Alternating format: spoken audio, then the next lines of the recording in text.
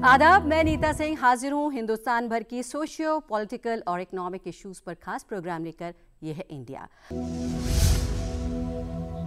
हमारे इस खास प्रोग्राम में आज बात दिल्ली में G20 summit, hope and challenges की। जी हाँ, राजधानी दिल्ली में G20 हेड ऑफ स्टेट्स और गवर्नमेंट के अलावा मेंबर स्टेट्स और दूसरे डेलीगेट्स प्रगति मैदान में मौजूद भारत मंडपम में एक प्लेटफॉर्म पर जमा हो रहे हैं। जैसा कि हम सब जानते हैं, G20 इंटरनेशनल इकोनॉमिक कोऑपरेशन का प्रीमियर फोरम है।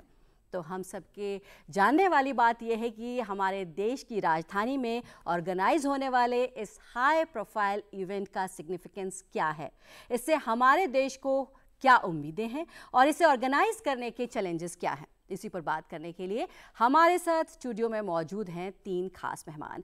हमारे साथ former Indian diplomat ambassador Ashok Sajjanhar ji हैं, IIFT में प्रोफेसर राम सिंह हैं और जामिया मिलिया इस्लामिया के डिपार्टमेंट ऑफ इकोनॉमिक्स में प्रोफेसर शाहिद अहमद हैं। आप तीनों का हमारे स्टूडियो में वेलकम है। Welcome to our studio sir. तो सबसे पहले एम्बेसडर साहब, आपसे जानना चाहेंगे कि G20 समिट दिल्ली में हो रहा है, इंडिया इसकी प्रेसिडेंसी कर रहा है, क्या सिग्निफिकेंस है? देखिए, सिग्निफिकेंस है, पूरी दुनिया में बहुत मुश्किलात पैदा हुई हैं। कुछ तो ऐसे मुद्दे हैं जो कि बहुत पहले से चले आ रहे हैं। जैसे अगर मैं कहूँ क्लाइमेट चेंज, क्लाइमेट फाइनेंस वगैरह का इशू है, या फिर जो विकासशील देश हैं उनके डेट का जो इशू है, वो काफ़ी समय से चलता आ रहा है और इसके बारे में बातचीत बहुत होती आ रही है। परंतु हाल में हम देखते हैं कुछ ऐसी आपदाएं आई हैं, कुछ ऐसी मुश्किलात पेश हुई हैं पूरी दुनिया में। अगर मैं एक दो उदाहरण दूं, एक तो कोविड-19 का, वो 2020 के शुरुआत में हमारे बीच में आया। पूरी दुनिया को जो भी है आर्थिक स्थिति है उसको तहस नहस किया। हेल्थ इश्यूज पर बहुत उसका गहरा असर पड़ा, इकोनॉमीज पर बहुत गहरा असर पड़ा, सोसाइटीज पर बहुत बुरा असर पड़ा और पूरी दुनिया में सभी के ऊपर बहुत गहरा असर पड़ा। और मैं कहूँगा जो डेवलपिंग कंट्रीज हैं, विकासशील देश हैं, उनके ऊपर और ज़्यादा बुरा असर पड़ा। तो अभी पूरी दुनिया उससे निकल नहीं पाई है, जूझ रही है अभी भी जी। दूसरा, पिछले साल हम देखते हैं जो यूक्रेन का युद्ध शुरू हो गया है, रूस और यूक्रेन का, और उसकी वजह से बहुत ज़्यादा पूरी दुनिया में ऐसी गहमा गहमी हुई है, प्रॉब्लम्स आए हैं, टर्मोइल हुआ है, टर्बुलेंस हुआ है, जिससे कि शॉर्टेजेस हो गई हैं फूड की, एनर्जी की, फर्टिलाइज़र की, एनर्जी, ये सप्लाई चेन की बहुत डिस्ट्रप्शन। तो ये सब मुश्किलात हो रही हैं। अब मुश्किलात तो पूरी दुनिया के आर्थिक स्थिति में पहले भी होती रही हैं, परंतु ये जो विपदा आई है मैं इन्हें कहूँगा वंस इन अ सेंचुरी है। द्वितीय महायुद्ध के बाद जैसा ये रूस और यूक्रेन का युद्ध हो रहा है, वैसा मेरे विचार से और कहीं नहीं हुआ है। और जो ये कोविड-19 हुआ, ये 1919 में जो हुआ था स्पेनिश फ्लू, उसके बाद ये पहली बार हो रहा है। और इस समय भारत के पास इसका प्रेसिडेंसी आना बहुत ही महत्वपूर्ण है। आखिर शब्द मैं इसमें ये कहूँगा, जो भारत ने जिस तरीके से इन सब आपदाओं से जूझा है और जो इससे उभरा है, तो पूरी दुनिया में इसकी बहुत चर्चा रही है, क्योंकि और देश तो इससे जूझने में काफ़ी हद तक नाकाम रहे हैं, परंतु भारत ने बड़ी अच्छी तरीके से इसको कन्फ्रंट किया है और इसकी क्रेडिबिलिटी बहुत बड़ी है। इसका जो रुतबा है, स्टेटस है, इमेज है, प्रोफाइल है भारत का, पूरी दुनिया में बहुत बड़ा है। और ये फिर पूरी दुनिया को भारत से उम्मीद बहुत है, होप्स हैं, एक्सपेक्टेशंस हैं। तो इसीलिए आपने जो इस कार्यक्रम का शीर्षक दिया है G20 होप एंड चैलेंजेस, तो मैं ये कहूँगा जो पूरी दुनिया को बहुत उम्मीदें हैं भारत से। जो ये जो मसले हैं, क्लाइमेट चेंज का है, डेवलपमेंट का है, ग्रोथ का है, टेक्नोलॉजी का है, डेट का है, इन सभी मुद्दों को भारत अच्छी तरीके से निभा पाएगा और कुछ ना कुछ ऐसी सॉल्यूशंस खोजेगा जिससे कि पूरी दुनिया को इससे फायदा होने वाला है। और अब हम देखते हैं that we are literally in the last lap. 1 दिसंबर 2022 में हमने इसकी अध्यक्षता संभाली है, प्रेसिडेंसी ली है। और अब 2-4 दिन में सारे जो पूरी दुनिया के जो शीर्ष नेता हैं, जो बड़े बड़े देशों के, आपने बताया 20 बड़े देशों के, 1-2 नहीं आ रहे हैं, वो कोई बात नहीं है, और 9 ऐसे देश हैं जिनको हमने इनवाइट किया है, स्पेशल गेस्ट, तो वो सभी आएंगे। अंतर्राष्ट्रीय ऑर्गेनाइजेशंस हैं, उनके हेड आएंगे, यहाँ पर मुलाकात होगी। और मुझे पूरी उम्मीद है जो हम एक सक्सेसफुल समिट को यहाँ पर ऑर्गेनाइज कर पाएंगे। बिल्कुल, यही उम्मीद करते हैं कि एक सक्सेसफुल समिट को हम ऑर्गेनाइज करेंगे।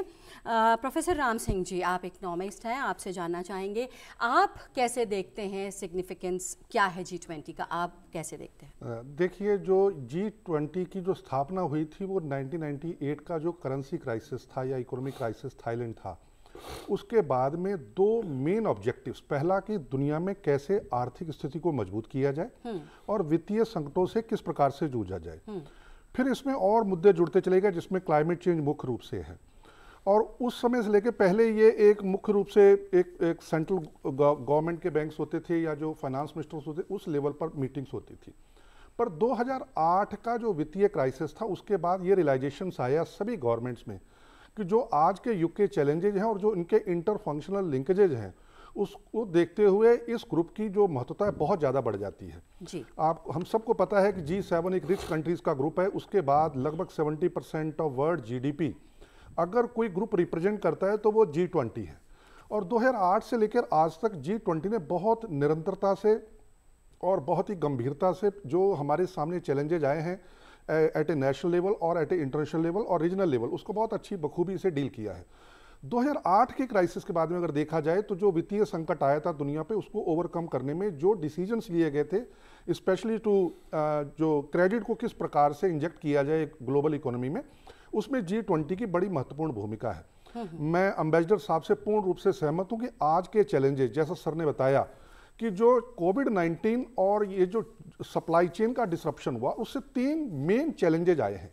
जब सप्लाई चेन डिसरप्शन हुआ यूक्रेन और रशिया वॉर से, एक तो उससे इन्फ्लेशन आई है, उस इन्फ्लेशन को टेम करने के लिए सभी कंट्रीज ने अपने जो इंटरेस्ट रेट को बढ़ाया, जिससे रिसेशन की तरफ पूरी वर्ल्ड इकोनॉमी जा रही है। और उसके साथ साथ जब जा रही है, उससे फिर बहुत सारे और चैलेंजेस पैदा हो रहे हैं। बहुत सारे देशों के ऊपर डेब्ट क्राइसिस आ गया, फूड की शॉर्टेज आ गई, फर्टिलाइजर की शॉर्टेज आ गई, फ्यूल की बहुत ज़्यादा शॉर्टेज है, कमोडिटी प्राइसेस हैं। और देखा जाए तो पूर्ण रूप से अगर देखा जाए तो पूरे जो विश्व का जो आर्थिक ढांचा तंत्र एक तरीके से चरमरा गया है। भारत जैसा कृषि प्रधान देश को भी अपने एक्सपोर्ट पर बहुत सारे रिस्ट्रिक्शंस लगाने पड़े हैं, और उसका मेन कारण है कि जो एक तरीके से स्टॉक होल्डिंग और स्पेकुलेशन की वजह से जो इंडियन कमोडिटीज के उसके इंटरनेशनल मार्केट में बहुत ज्यादा चेसिंग आउट या उसकी डिमांड बढ़ रही है। ऐसे में जैसे आपने इसका शीर्षक दिया कि होप्स एंड चैलेंजेस, पूरी दुनिया भारत की तरफ देख रही है, क्योंकि भारत एक अपने आप को प्रोजेक्ट करता है एज ए विश्व गुरु। और जो हमारे साउथ, ग्लोबल साउथ के कंट्रीज हैं, विश्व जो हमारे विशेष रूप से अफ्रीका, लैटिन अमेरिका और एशिया के देश, गरीब देश, उनका प्रतिनिधित्व करते हुए किस प्रकार से हम एक ब्रिज के रूप में बिटवीन डेवलप्ड कंट्री और जो पुअर कंट्री है उनको साथ लेकर एक कॉमन एजेंडा बनाएं for accelerated and resilient economic growth. और उसके लिए क्या क्या हमें आपस में मिलजुल कर, एक दूसरे को समझकर, गहनता से विचार कर क्या एक इकोनॉमिक एजेंडा सेट करना चाहिए कि जो आने वाले चैलेंजेज हैं हमारे सामने, चाहे वो रिलेटेड टू फॉरेन ट्रेड हो जो कि डाउन जा रहा है लगभग सभी कंट्रीज में, पूरे यूरोप में बहुत सारे कंट्री इकोनॉमिक रिसेशन में है, अमेरिका रिसेशन में जा रहा है, अफ्रीका में बहुत खाने पीने का संकट है। यहाँ तक कि अगर पिछले 3 महीनों में देखा जाए, हालांकि भारत एक शाइनिंग इकोनॉमी है, लेकिन पिछले 3 महीनों में जो GDP का डेटा आया है, भारत में भी थोड़ा सा डेसिलरेशन इकोनॉमिक एक्टिविटी में आया है। ये जो इसका जो स्पिल ओवर इफेक्ट है ग्लोबल इवेंट का, वो भारत की इकोनॉमी पर भी पड़ रहा है। लेकिन इसका अगर विश्व ने इसकी जो बहुत बड़ी कॉस्ट बियर करी है, और भारत से उम्मीदें पूरा विश्व ये लगाए हुए है प्राइम मिनिस्टर मोदी की डायनामिक लीडरशिप में, क्योंकि सबसे बड़ा जो भारत का है कि भारत एक ने अपना रुख बड़ा निर्गुट रखा है, दोनों पक्षों को साथ लेकर आगे कैसे बढ़ा जाए, जो हमारी चुनौतियां उनको कैसे ओवरकम करते हुए हम आगे जो एक अच्छे भविष्य की स्थापना करें, उसके लिए ये पूरा का पूरा फोरम और डिस्कशन है और उसी पर एजेंडा सेट हुआ है। गोल्डी मीट मटन मसाले, जो आपके हाथ का मटन खाए जिंदगी भर आपका हो जाए। प्रोफेसर साहब, आपसे जानना चाहेंगे, जैसे कि हमारे दोनों बाकी गेस्ट कह रहे हैं कि बहुत सारे चैलेंजेस हैं इस समय, पूरे अगर हम वर्ल्ड वाइड देखें तो बहुत सारे टेंशन्स हैं, उसके बीच जो दिल्ली में ये G20 समिट हो रहा है, इंडिया में जो इंडिया को प्रेसिडेंसी मिली है, उसका क्या सिग्निफिकेंस आपको समझ में आता है? आदाब।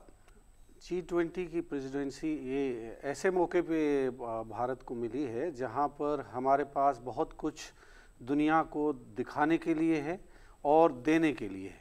ऐसा मौका जहाँ पर आप ये दिखा सकते हैं कि हमारे मुल्क के अंदर क्या पोटेंशियल है, क्योंकि बिना देखे तो आपको कोई एक्सेप्ट करेगा नहीं।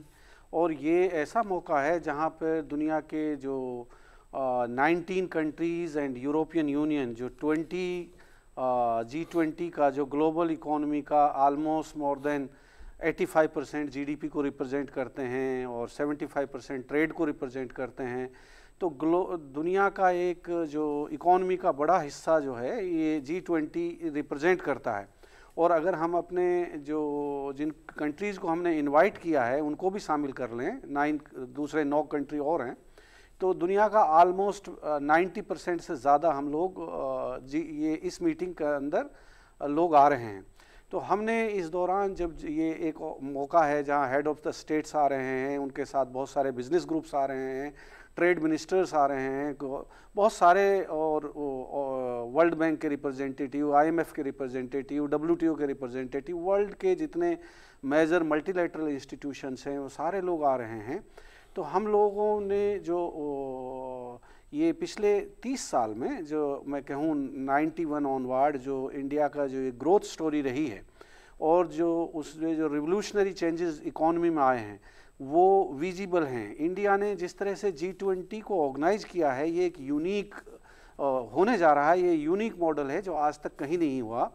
जो अगर हम पिछला देखें हिस्ट्री G20 की, तो जनरली ये एक हेड्स ऑफ द स्टेट्स की मीटिंग होती है जहाँ कुछ मिनिस्टर आते हैं, वो कुछ डिसीजन लेते हैं।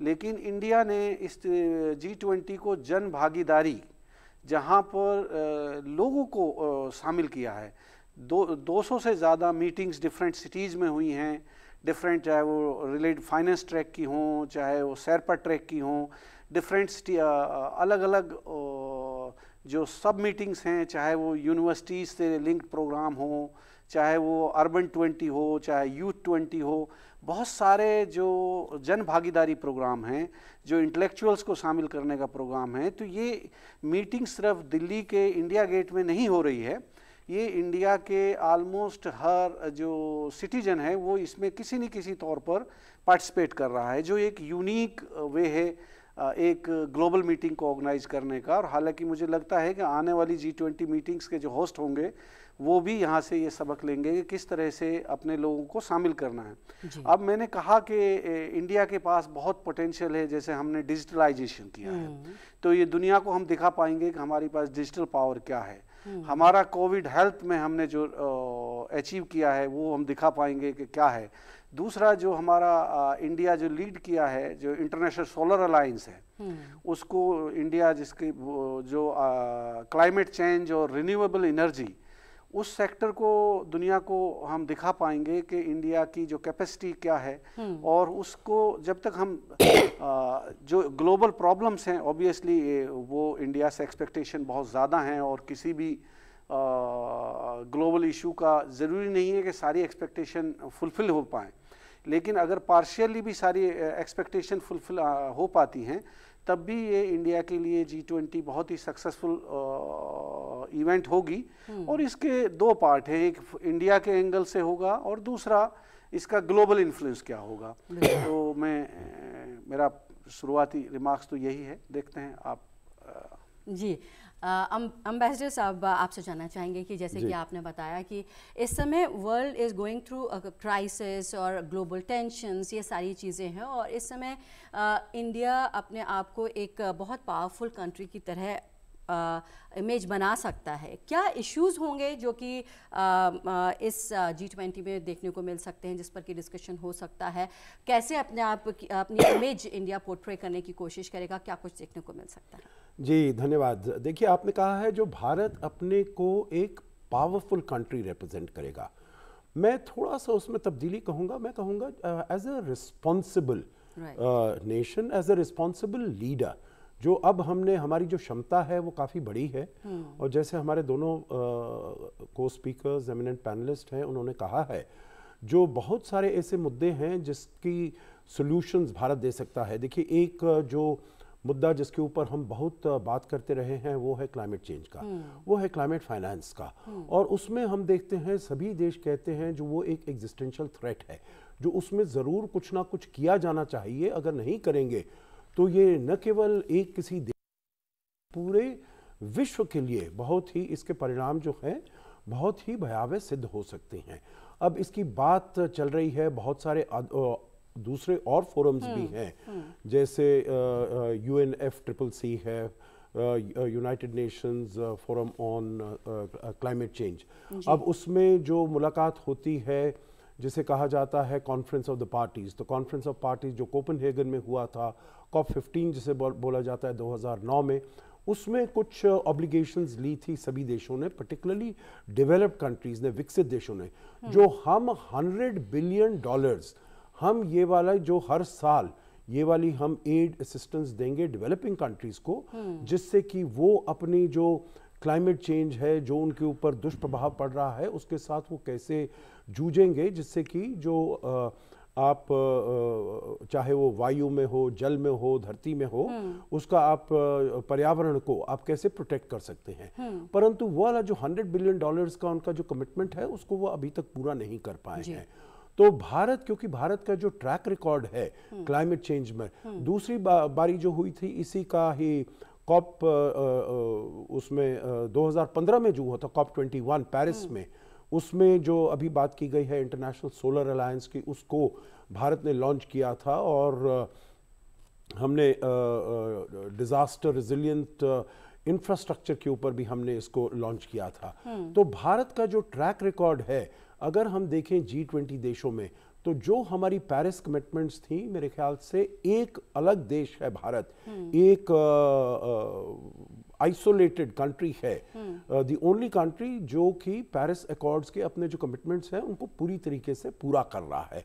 तो इसका एक लीडरशिप रोल बन गया है। और अगर भारत इसमें ये चाहता है, जो देश हैं इनका जो $100 बिलियन का कमिटमेंट है जिसको वो पूरा नहीं कर पाए हैं विकसित देश, उनके ऊपर दबाव बनाना चाहिए जिससे कि वो किया जा सके। तो ये बात हो रही है।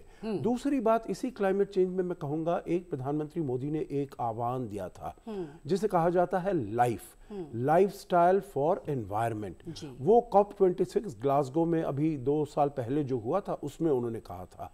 और उसमें उन्होंने ये कहा, जो ये केवल गवर्नमेंट्स की रिस्पॉन्सिबिलिटी नहीं है जो इसमें कैसे हम पर्यावरण को इसको हम प्रोटेक्ट कर सकते हैं, पर ये हर सिटीजन की रिस्पॉन्सिबिलिटी है।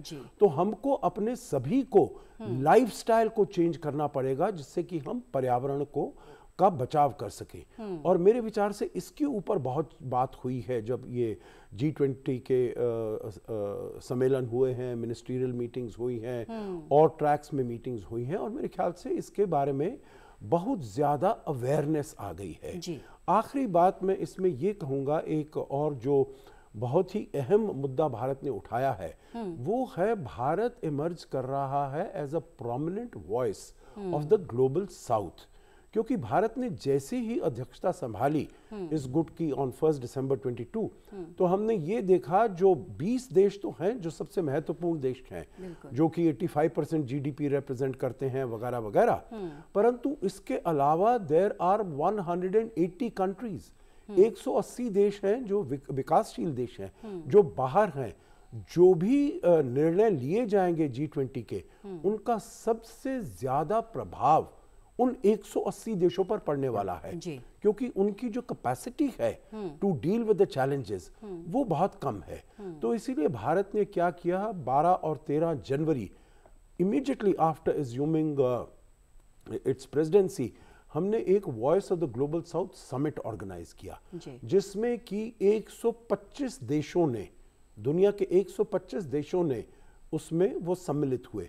प्रधानमंत्री मोदी ने वहाँ पर बातचीत की, बहुत ही विश्व के विकासशील देशों के राष्ट्रपति से, प्रधानमंत्री से वगैरह, और कैसे इसको हम आगे लेकर जा सकते हैं, उनकी क्या चिंता है, विकासशील देशों की क्या चिंता है, क्या उनकी एम्बिशंस है, क्या उनकी एस्पिरेशंस है, उन सब को सुना और उसको हम वीव इन करना चाहते हैं जो ये फाइनल डिक्लेरेशन आएगी। तो मेरे विचार से जैसे अभी बताया प्रोफेसर साहब ने, हमने एक नई चीज लाए हैं जन भागीदारी की, वैसे ही विकासशील देशों की आवाज को G20 के जो नेगोशिएटिंग रूम्स में है उसमें लाना, वो भी एक बहुत महत्वपूर्ण कार्य भारत ने किया है। और इसी से जो भी विकासशील देश हैं उनके सामने भारत की क्रेडिबिलिटी बहुत ज़्यादा है। जो हमने भारत को कहा है वो ज़रूर वहाँ पर G20 के उसमें जो फाइनल डॉक्यूमेंट आएगा उसमें किसी ना किसी तरीके से रिफ्लेक्ट किया जाएगा। गोल्डी मीट मटन मसाले, जो आपके हाथ का मटन खाए जिंदगी भर आपका हो जाए। एम्बेसडर साहब, जैसे कि आपने कहा कि एक जो मेन मुद्दा रहने वाला है वो क्लाइमेट चेंज रहने वाला है।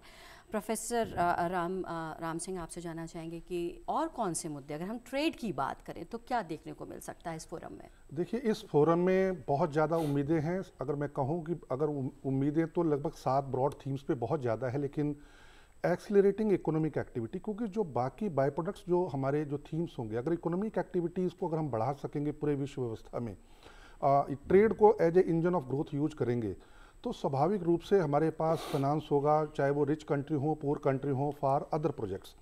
तो जो सबसे ज़्यादा जिस पे गहन विचार होना है वो जो इकोनॉमिक एक्टिविटी का डिसरप्शन हुआ है पूरे वर्ल्ड मार्केट में, उस पर जो डिस्कशन होगा मेरे हिसाब से वो एक सेंटर ऑफ फोकस रहेगा। और इसीलिए सभी देशों के इसकी गंभीरता को समझते हुए सभी देशों के जो वित्त मंत्री हैं और जो उनके एसोसिएटेड जो बिजनेस डेलीगेशंस हैं वो आ रहे हैं। इसमें 5-6 मुद्दे जो जिसकी वजह से ये पूरा सप्लाई चेन टूटा है, वो उसमें 4-5 चीज़ें हैं। एक तो सबसे बड़ा जो होगा फाइनेंशियल डिसरप्शन, जो सैंक्शंस लगने से जो विशेष रूप से जो अंतर्राष्ट्रीय मुद्रा डॉलर्स का जो उसकी ब्लॉकेज ऑफ फाइनेंशियल चैनल से जो समस्या आई है, उससे अंतर्राष्ट्रीय विनिमय में बहुत ज़्यादा समस्या आ रही है।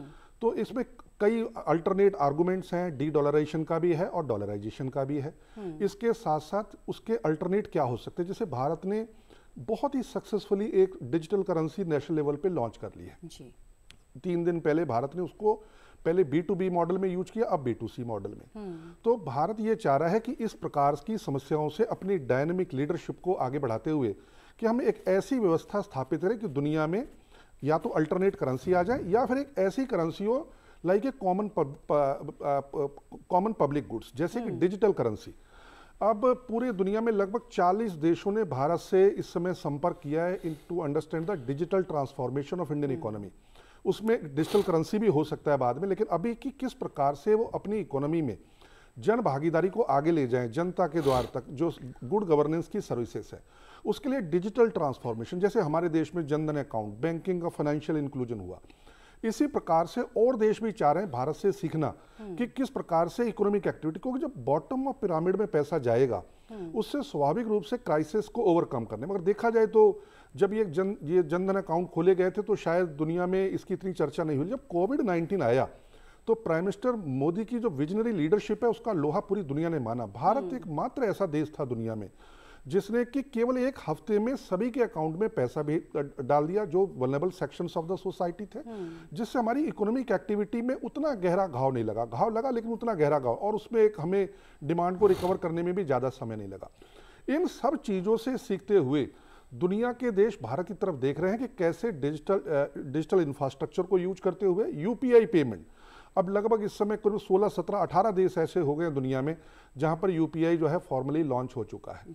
लेकिन और बहुत सारे देश है जो हमारे संपर्क में कि वहां वो भी हमारे साथ जो मास्टर कार्ड और वीजा कार्ड के बाद में रुपे कार्ड को अपनी कंट्री में लॉन्च कर सके।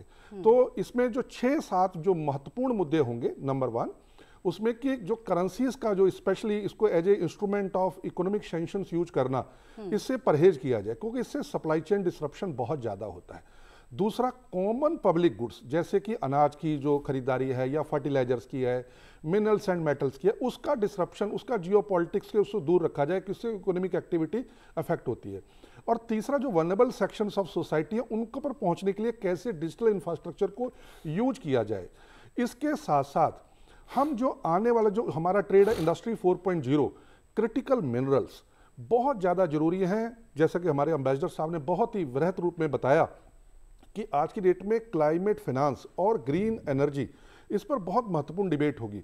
उसके लिए जरूरी है कि क्रिटिकल मिनरल्स की सप्लाई, उसकी जो सप्लाई चेन है, अल्टरनेट सप्लाई चेन, क्योंकि लगभग बहुत सारे क्रिटिकल मिनरल्स चाइना ने या उसके जो दुनिया में जो माइंस हैं उसको खरीद लिया है या उन पे कब्जा कर लिया। तो एक क्रिटिकल मिनरल जो मिनरल पार्टनरशिप भी बनी है और क्रिटिकल मिनरल अलायंस भी बना है। हम किस प्रकार से एक क्लब बनाकर एक अल्टरनेट सप्लाई चेन को तैयार करें ताकि दुनिया में कॉमन पब्लिक गुड्स का मतलब चाहे वो रिलेटेड टू सीरियल्स हो, चाहे वो रिलेटेड टू फूड हो, चाहे रिलेटेड टू फर्टिलाइजर हो, या और भी इस तरीके के जो कॉमन पब्लिक गुड्स है, चाहे वो रिलेटेड टू क्लाइमेट चेंज, जो हवा सभी के लिए जरूरी है, पानी से जो है क्लीन वाटर सभी के लिए अवेलेबिलिटी जरूरी है, उस एजेंडा को आगे बढ़ाते हुए पूरे इकोनॉमिक रिफॉर्म्स को किस प्रकार से लॉन्च किया जाए नेशनल लेवल पे, रीजनल लेवल पे और इंटरनेशनल लेवल पे, और उसमें जो फाइनेंसिंग के इश्यूज आएंगे उस पर भी इस पे चर्चा होगी। जी बिल्कुल। तो आप तीनों ने समय निकाला, स्टूडियो में आए और इतनी अहम जानकारी हमें G20 से जुड़ी हुई थी, उसके लिए आप तीनों का बहुत बहुत शुक्रिया।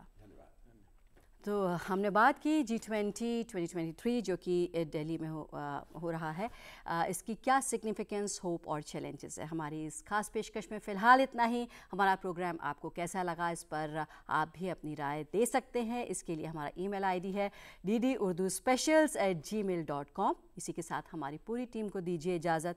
आदाब।